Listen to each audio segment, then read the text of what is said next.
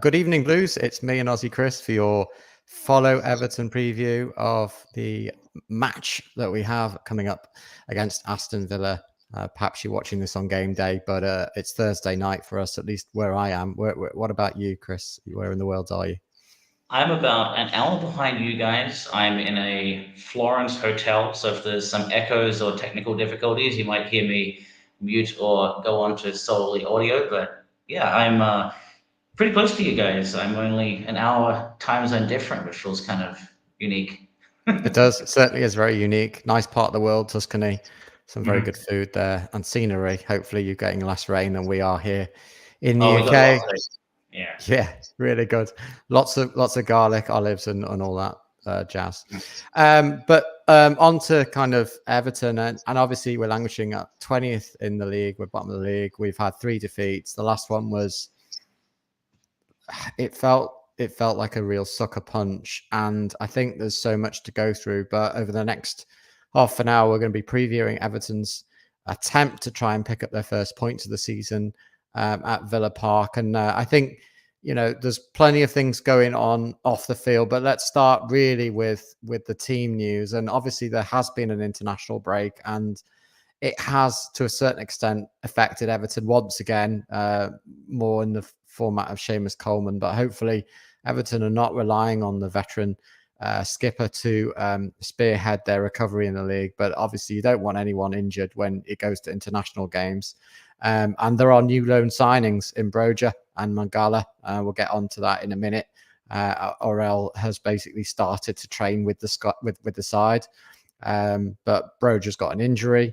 It felt like we were for years we're trying to bring in Broja. Chris, I don't know what your thoughts were on that, but they're not necessarily going to be part of this team. Perhaps Mangala's going to make the bench. I know you've got different thoughts on that, but just kind of finishing off with the team news.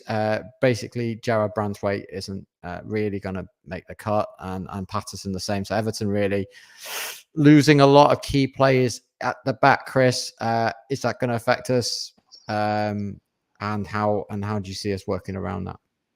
So yeah, Seamus Coleman being injured does not help. I think Ashley Young off that red card. Is he available to come back this week? So was that a 3-match ban? I sometimes get it confused because it was 2 yellow cards, wasn't it? I think it was two. Oh, I We'll should. put that one out to our viewers while we carry on with the show. I'm sure. I think it was 2 yellows on the same match, which is slightly different than the straight red that's 3. But Yeah, if he's back, I don't want him in the squad. Let's put it that way. And I have a bad feeling, other than my no dark, one's paid the ominous. electricity bill tonight in Florence. Yeah, Yeah, there's a motion sensor right on my head, and I'm trying to wake it up. If I cut yeah, off too many more times, I'll just go straight to audio. But yeah, yeah, I think Coleman, he's the best of a bad situation right now without Patterson. And when I say best of a bad situation, it's also I want to see Roman Dixon more. I think if Seamus Coleman is injured, which it seems like he won't be available, they say touch and go off the talk with Daesh. We also have Patterson out, and he's not really trusted by the gaffer anyway. And if Ashley Young's still suspended, then lucky for us, we're forced into a progressive attack-minded right back. But he may need some support if he's progressing up the pitch and cover in the middle. We had talked about the Mangala signings. Here, let me just take off this camera.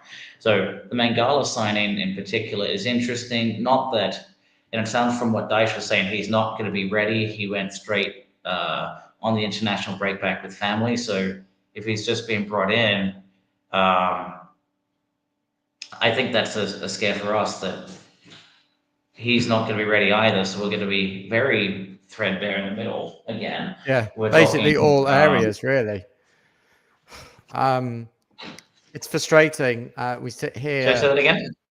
It's just generally very frustrating, isn't it? I mean, we're desperately looking to try and bounce back, but yeah, we're threadbare. And whether you see these as key players or not, it's the spine of the team that's suffering.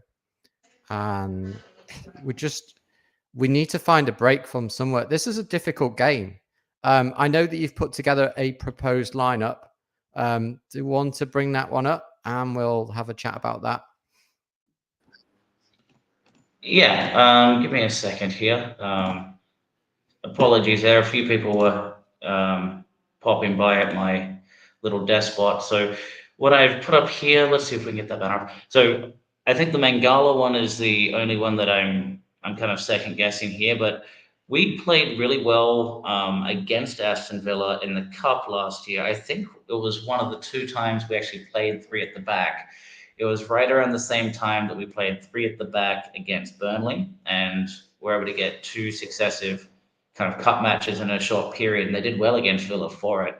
What I also wanted to do is try something a little bit different, because we play with back four really narrow, and especially at the end of that last match, I was getting really frustrated with the lack of ability with Mikalenko to cover crosses. I think as a left fullback, clearly he's a most reliable player, but if we want to have a three at the back and try and overload that midfield with more numbers, which Aston Villa will do, trying to bring a 3-4-2-1 into that squad is what I think would be interesting. Roman Dixon, a bit like a Patterson, for example, where we know he's more attack minded. If you put him up as a wing back and we take advantage of his pace, then we're not putting as much expectation on him to be the last line of defense, but maybe out of possession, we drop back to a 5 and either O'Brien or Tarkovsky swap around and give him more cover.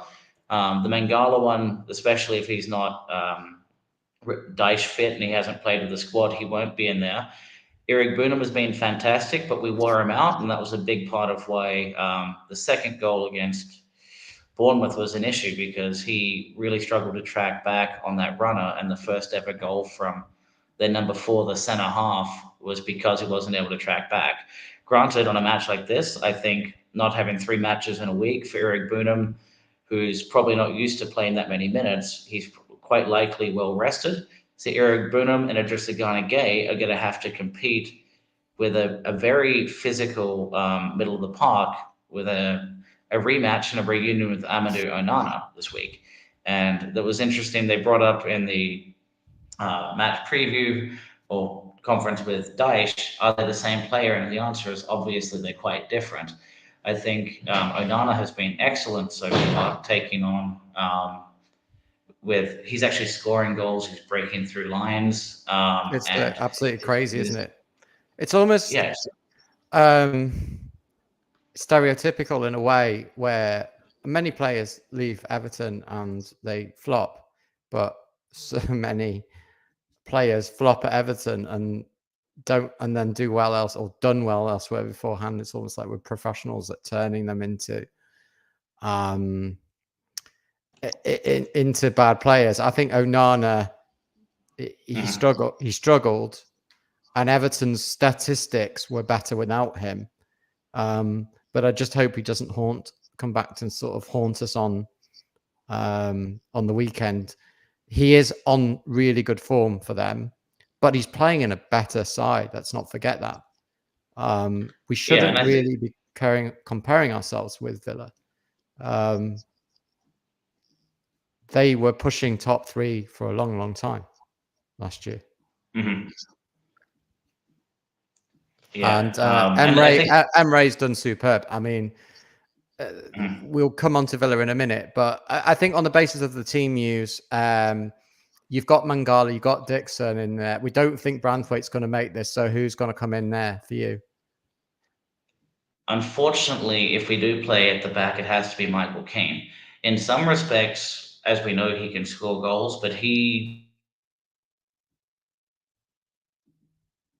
really struggles to kind of have eyes in the back of your head, which sounds like a unreasonable, but a centre half needs to be able to track runners, and he really struggles at tracking runners. And he was partly responsible for some of the late antics against Bournemouth. Yeah, I think so. If Branthwaite is fit, we take the risk that we have 3 at the back? I can't see that happening. This was also a pipe dream that Branthwaite would be back in time. I doubt it.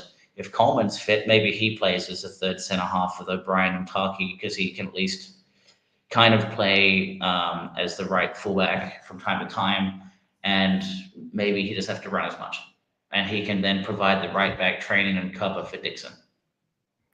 But Yeah, what I I think also wanted to do in this setup is keep the midfield. The two have been really good, but we're going to get, they play a really high defensive line. We're going to get overwhelmed in the middle unless we have something that keeps their central midfielders paying attention or more accountable. And that's why I wanted to have Illiman and Jai, that had a fantastic match against Bournemouth, and Jack Harrison, who's looking a little stronger this year and quite comfortable with both feet, kind of in more central role, and give Dixon the width. I think that could be a different avenue. Do I expect it to happen? No, but this is my view of what something we could try different, because I guess for what is it, 87 minutes it was working, right? At yeah, Stevie, and it then was working. It was working. I mean, it was working, and it's self-destruct really from what happened. It's the stuff of nightmares, really. Hey, everyone, to everyone that's joined. It's great to see you all as we kind of try and stay as positive as we possibly can for a side that's bottom of the league and our worst possible Premier League start. One of our worst starts ever, I think. Maybe our lowest start ever. But yeah, hi to everyone that's joined us live this evening. Unfortunately, Chris, you're not picking the team. But I think that in my experience, Dyche won't roll the dice too much. There might be one, possibly two changes. But I think that, as you're right, he did well. Well, I think we did well, but we didn't complete the job. And the self-destruct will have knock-on effects psychologically, certainly for the fans, but you would think for the players as well. They've got to try and find a way. How do they try and find a way to forget about what's happened, Chris? I think Chris has dropped out. And while he has, I'd just like to touch on the Aston Villa lineup. Unfortunately, I can't do that because I can't remove the banner that Chris has put up. Chris, can you hear us? Yeah, I can hear you. Sorry, I was going to put up the Villa team because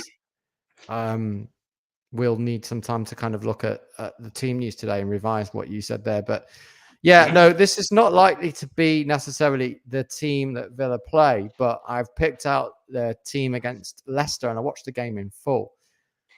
Whether you call that sad or not, it was an option that was available and I wasn't in this country. And basically Leicester were almost a bit unlucky. Villa absolutely battered them in the first half. Leicester, as they do, found a way to get back into the game and Villa eventually stole the show. But I thought that Villa controlled it well, and their balance in their team has demonstrated that they are a really big threat for the Champions League places this year. If not ability to challenge, I very much doubt that they will. But they are going to be a force to be reckoned with. Unfortunately, their team includes a couple of ex-Everton players, which is three to be precise, if you include the Buck who came on in the second half. And that's never a great sign. Chris, have you watched much of Villa in the last few games, the end of last season, the beginning of this season? And what do you make of them? It's difficult to say who we need to stop because I think they're a really good team. Yeah, they're a really good team. I don't Just cutting out a little bit there. I think the internet in Florence hasn't quite. Leicester. Oh, Piece. yeah. Hello. Back again. Yeah. Carry on. So a really clever set piece for the Onana goal. Yori Tillemans and Onana just bossed the middle against Leicester, who played a flat, defensive-minded back three and didn't take the game on. And Tillemans and Onana handled them just fine. So my worry is going to be we're going to get out-muscled in the middle. McGinn isn't really a wide player, so you're going to see him tuck in and provide that come a bit more central, and Digne will then play more advanced on the left. Morgan Rogers has looked really dangerous. A lot of people who follow fantasy football all talk about he's likely to score, but Ollie Watkins is not converting his chances. But the second he gets in form, really dangerous. They have John Duran, who is looking really impactful the second he comes on from the bench, the American. On the right wing, they had Leon Bailey come off injured, and then they had, I'm forgetting the guy's name now. Um, he's a winger that plays for him as well. He's more of a box-to-box player, and he got subbed off before the end of the match. I'm just forgetting his name right now. He's kind of right on the fringes of playing for them all the time, but he got subbed off. So their right side has a lot of question marks. They don't really have a lot of strong wide players, but what they do have is the ability to kind of what you expect from Man City in a way. You have three at the back, and one of the fullbacks presses wide to give width, and then you'll have three. One of the two wide players will tuck in, and then Rogers will play behind Watkins and cause trouble. So I'm very worried about Rogers actually, and I think it would be perfectly fitting that Onana gets a brace against us after only being able to score a couple goals each season. Yeah, I mean, I'm worried about anyone because I think Everton are probably soft pickings, but it might actually be the case that something breaks somewhere and we get a rub of the green and finally things turn around, because I think things have to turn around. Personally, I think Everton need to almost play a fairly low block for this game. I think that we're not going to play expansive football and we need to just kind of sit in, and because I just don't think we can afford to lose again. I think we need to take something from the game, Chris. Yeah. We need to take something. Will it happen? I don't know. This is going to be the last, in theory, tough fixture, but every fixture is a tough fixture right now for us. Things will get a little bit better. I think Amadou, not Andre Nana, yes, he can be bullied and go missing, but he has not looked that way. He is quite, he's looking excellent for Villa so far. But if Tim is refreshed and is, his box to box pressing self, that's certainly effective. And I think what you're going to probably need is a Dressagana Gay paying attention to Rogers. So then who else do you bring in the middle so Tielemans doesn't have and McGinn have a whole bunch of time in the middle of the park to spray long balls around? Because I see that happening. What I think we need to do is how do we get either, if we play, which what I expect actually is a very similar lineup to what I expect I should do is a 4-4-1-1 again. And this time, like we did against Bournemouth, it was actually Immelman and Jai. So he's going to be having to take advantage of an unsettled right defensive side for Villa, or every time Daniel advances on the left and plays kind of as a advanced wing back, cutting in on that channel where Pau Torres is and trying to expose that. Other than that, I really don't see how we get anything from this. I think what's key is Everton to try and stay in the game as long as possible. What we can't afford, we can't really afford a defeat. But I think I personally expect, I expect that we'll get beat. And if we take anything, great. And because when I saw this fixture, I was like, okay, where are we getting points from? Because we assumed that we were going to get some points from the last game, Bournemouth. We didn't. Now we got Villa away, much harder game. You shouldn't be really taking points from that game, theoretically. And then you start looking at other games. So it's a shame that this isn't our bonus game, because last year we were dreadful at Villa Park, and Villa are strong. If they put this lineup out, I think they'll pick us off at some point. But as they prove with Leicester, they can be a good side and they can still be vulnerable. And I think Everton need to find a way somehow of exploiting them. But I think certainly if you're Emre and you're doing the tactics against Everton, it's much easier than doing it the other way around, because we're very predictable in many ways. Although and Ndidi, I think, offers a lot of flair and interest towards our attacking side of things. Things haven't really quite gelled, but we did put 2 goals in the net in the last game, which was definitely an improvement. I think Dyche will send us out with the message of keeping it as tight as possible and make sure that they see this game through to the 90th minute and beyond. Because as we know, sometimes these games go to like 99 minutes, etc. I'm going to remove that now, and I think we'll move on to the stats, because I think you've got a lovely Tuscany meal waiting at some point, and I'm sure that'll be more enjoyable than it will be at 6:30 p.m. at halftime in the Villa-Everton game. Of course, it's a 5:30 kickoff. If you just joined us, we're previewing Everton against Villa at Villa Park. Of course, it's an away game for Everton. Our worst possible start. We don't need reminding of that. So I will shut up and just pretend the season starts on Sunday. And if it did, it would be a hard fixture. But unfortunately, we are bringing in demons from previous games, and one of those is the Everton-Bournemouth game. But certainly from a last few games point of view, Everton losing at Villa Park has been almost a habitual thing, hasn't it, Chris? I mean, look at that track record. No, last year, horrible loss. And Michael Yeah, Keane and Young were culprits. yeah, it was one of the worst. And this is one thing I don't want us to do on Sunday, is I don't want us to Saturday. I don't want us to get mauled again. If we're going to lose, we lose 1-0, 2-1, and we have some respectability on it. Hopefully we won't, and we'll get something from the game. But let's be realistic. I don't think many people are going to be predicting Everton to win 3-0.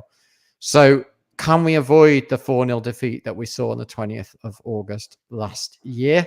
That will be the first stop. And how do we stay in the game? But if you look at this, Everton lost the previous year to Villa as well. They lost at Goodison Park in last February as well. We did beat them in September 2023, but that was a cup game, wasn't it, Chris? Yeah, that was I think it was Carabao Cup, and It was. I think Becky Hillary endorses my view there that 5 at the back could work. Yeah, and I think honestly, we've talked about Robbie and Wes would often bring up on some of these matches where there's no hope. Everton, about once or twice a year, surprise us with a result we don't expect.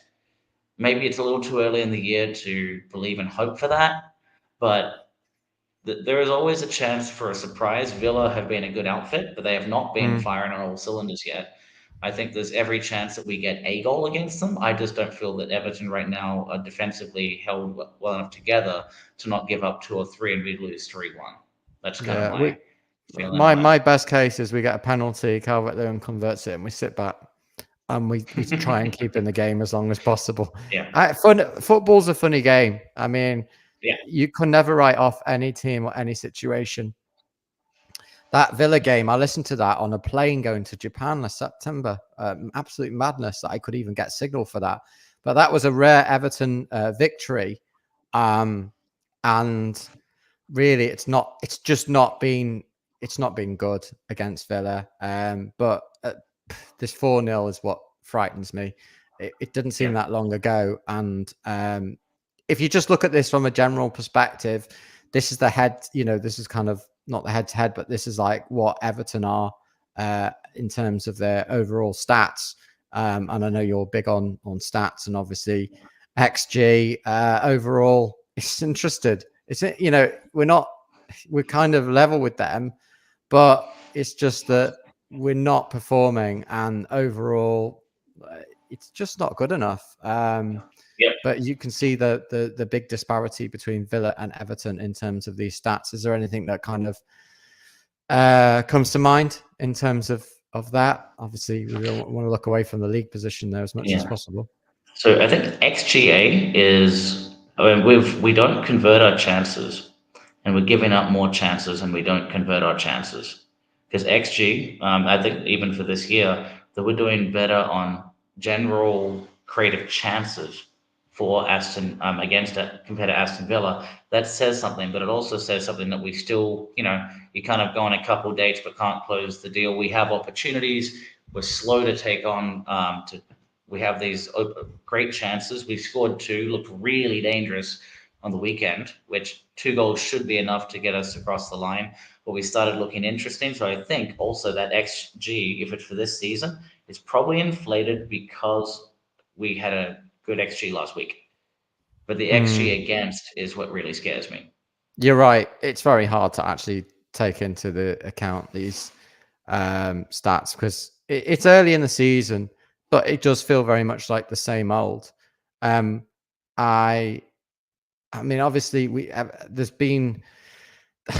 started like this before, and eventually we found a way to turn the corner. And it might not be this game coming up, but perhaps just a consolidated performance where we look a bit more solid, and we convert a chance or 2. It will be a sign of improvement. But I'm starting to look at the league, Chris, and thinking, where are we getting our points from? because it does boil down to putting the ball in the onion bag. And I think that the problem was that there was a lot of uncertainty around Calvert-Lewin's future. Clearly, he's here now, whatever that takes till the end of the season.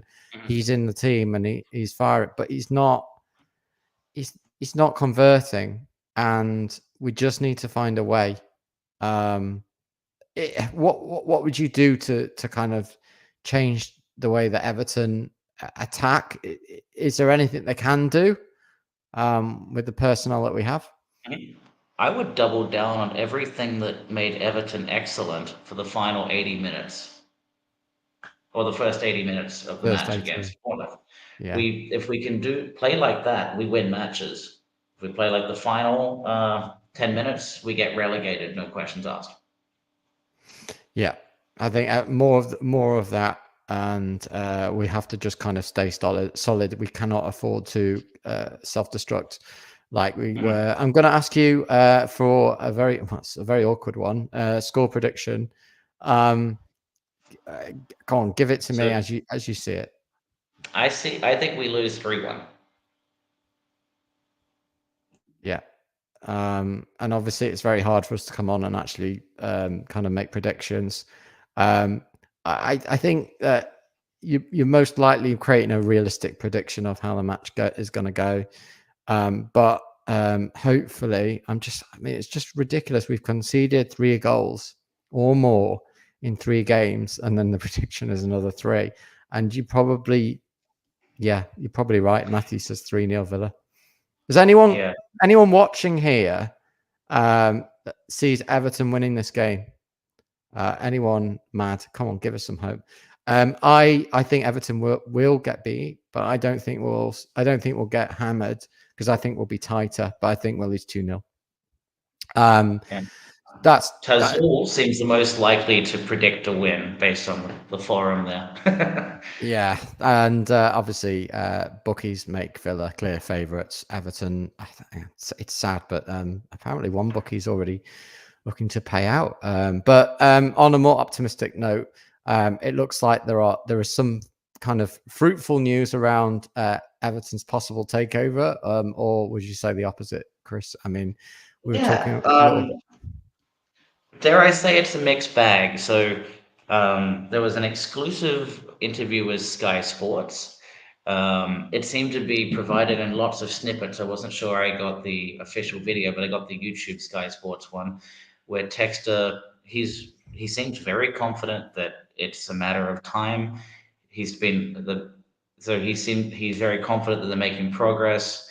And before November, he seemed confident that it'll go through. He's talked about a couple of things. One being that is it Eagle Partner Holdings, or whatever the name is of his group there, that 2 people that are on the board with him are potential buyers of his stake, but there are additional members that he's had dialogue with and feels are making progress.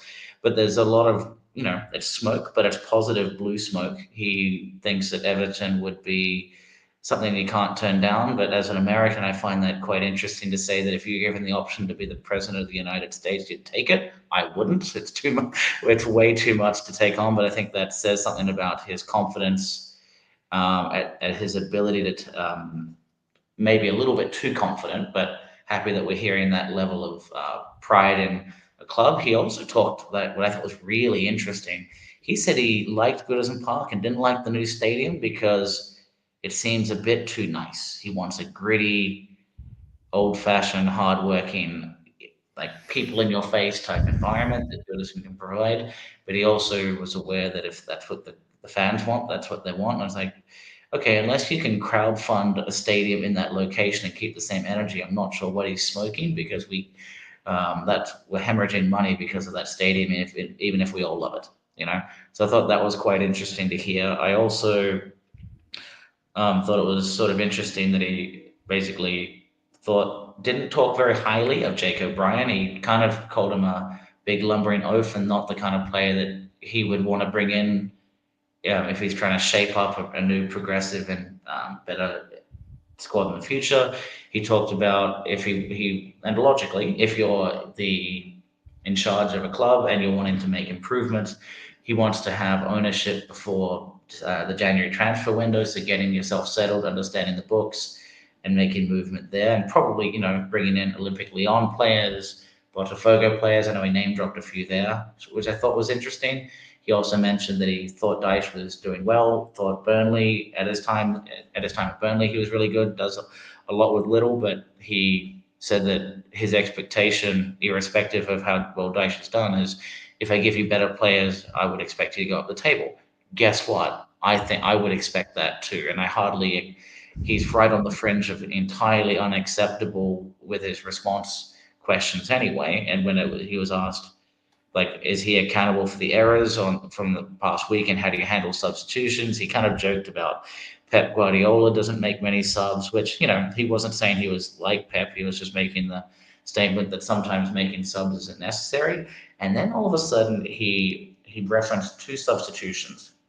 One thing he mentioned was, um, okay, we have, is he back? Yeah, Stevie's back. I got through it. I don't know why. Okay. Yeah, so he brought up, okay, well, yeah, he was protecting Njai's minutes and DCL's fitness, but the real thing that he didn't talk about was his replacement. Basically, Eric Boonham is the new Abdoulaye Doucouré in that he needs an engine who just doesn't stop and stays in the pitch, and he doesn't know how to replace that engine player. Eric Boonham plays excellent, but man, that's a lot of effort to put on that guy, and he was excellent in battle, but that's a lot of battling, and he's going to get out battled this weekend unless we have a different tactic. And Dyche skipped right past that. The other thing so back to the line on takeover news, of course, Dyche made comments of, well, that's not really my place to say. It's been pretty tough here. There's never an easy day at Everton. Nothing surprising, because guess what? If I was the manager of Everton, I think I would probably get pretty worn out. He mentioned how he liked the 3 days of peace after beating Liverpool, which I'm sure is peaceful in a way, but it's mostly celebration for us Toffees, right? Lost the league at Goodison Park, just sung around half the streets. That's about all we had to celebrate last year, and Dyche just kind of reframed it, hasn't he? And he said, you want to kind of get the best you can, but the goals are resetting all the time. I think Dyche is really thinking about the short term. I think he's thinking about the next game, to be honest. He says he's thinking big picture, but you must know that his job's vulnerable, especially if we don't pick up results soon. There's no way we want Dyche at the helm. And in fact, last week or before the international break, I put this one up, and we'll come back to the takeover talk. And I know there's obviously some kamikaze around the Sky Sports interview and everything else that's happened with the takeover talk, but a lot of people were calling for Dyche even before the Bournemouth capitulation. How much do you blame the players for what happened, and what's your take on Dyche as being the manager from Everton's point of view to lead us into Bramley-Moore Dock, hopefully in the Premier League? If TEXTOR comes in, I think he's sacked before the transfer window. That's my feel. If we have no because it's brutal, because he's gonna just not tolerate. But I don't. At moments, Dyche, it's this kind of, and I think Duggan, I've had a few conversations with him when he calls in, that really sometimes Dyche has these kind of magical, gritty ingredients that get results, but he needs to rely on a few players with magic. Branthwaite was doing a whole lot of that at the end of last season, and Idrissa Gana Gueye was pulling it off. Now it's Tim, Eric Boonham, and Iliman Ndiaye's chance. If it isn't for that, then really we've been struggling for attacking creativity, and I don't think Dyche had. In some ways, he knows how to set up a defensive unit, but all of a sudden he can't without Branthwaite. So I'm really scared if we can't score, we don't have identity, and we leak goals. But it's a bittersweet feeling from last week, Steve, because I actually would have thought sack Dyche in some ways more prior to last week, because there was a glimmer that we can be better, but there was also a glimmer that, yes, I think it was mostly Dyche's error on who he subbed off. And if Iliman Ndiaye was too tired, then James Garner needed to come into the middle or go into right back to replace Coleman and come up with some other option in the center of the park. Do not do what we did. And it was weird because we still kind of played forward, but at the same time, he can blame your defenders, but he trains and expects a high standard of his defenders. So how can you have a high Who does expectation of Dyche? Tyler Or Mikalenko, or what does that even mean? If you can't expect, if Mikalenko and Keane can keep getting away with incompetence, but you have a high expectation, then you don't have a high expectation. So what does that mean? And then it's Jared Brathwaite if he had that little groin surgery and he's about back, but he's on the grass, so he's not close. Does he keep blaming his players? And that bugs me more than he made a mistake because he ignored the Tim Eric question. So I don't want him to be there, but if he's the best of a bad situation because we legitimately can't afford it, that was another thing that was really interesting from that interview. Supposedly we have money, but who are you to talk? If you don't are you allowed to say that the club has money, John Textor? That the whole thing is just confusing and it's like airing dirty laundry. And the response from Everton was equally, "Oh, what the hell? Don't stay in your lane, bro." It was very knee jerk. If you saw, you know the one I'm talking about, the response, the official one from Everton, which delayed the response or the actual interview with Sean Dyche for pre-match. Yeah, I know it's Yeah. It's not acceptable. Rod says that 5 wins since December is not good enough for Everton. End of. Even Frank Lampard's record was better. I mean, my God. It's just one big headache after another following Everton. But we really appreciate your company. And Chris, it's been a pleasure having you join us from Italy. And I hope your lovely meal wherever you're going tonight is as delicious as it should be. And Everton obviously play 5:30 on Saturday. The match is live on Sky Sports. Post-match, Ryan and the team will be here picking through Everton's performance, win, lose, or draw. And of course, we'll be back with more pre-match and post-match reaction to all our games throughout the season, where Chris's incredible insight into tactics and Ryan's candid feedback, Jan's poetry, and hopefully you enjoy our company. And if you are interested in being part of the team, we want to hear from you, and do get in contact with us because we are always open. The door is always open. And the best way to do that is to get in contact with the @FollowEverton on a platform formerly known as Twitter and now known as X. Well, on that note, X marks the spot. I think it's time to kind of let everyone go and enjoy the rest of their evening. And whatever you're up to over the next few days, make the most of it, because come 7:30 on Saturday, where hopefully we won't be in that mood, but you just dread it could happen once again. And let's just be honest with ourselves. I think we're all going to be bracing for that type of moment. But there are other games when Everton can pick up points. And of course, every game is different. Everton got to play this one a bit like almost a cup match. And then they go swiftly on, I think, to Southampton at home straight after the Villa game in the cup. Is that right, Chris? I think so. I don't have the phone up with me, unfortunately, but we have a relatively easy run coming up after this. But you know what? Let's use that word. No match is easy until we prove we're capable of getting points. So let's start this weekend and hopefully for 3 points, but I don't see it happening.